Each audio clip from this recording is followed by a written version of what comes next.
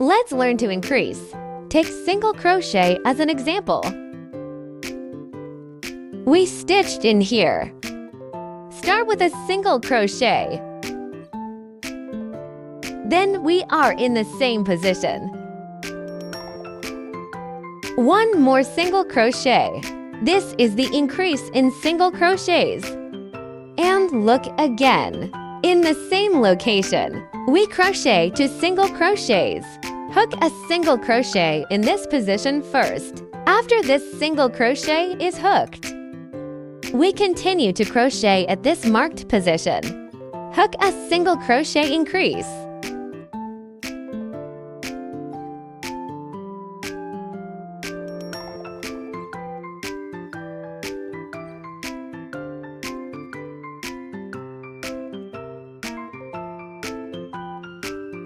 This completes the single crochet increase.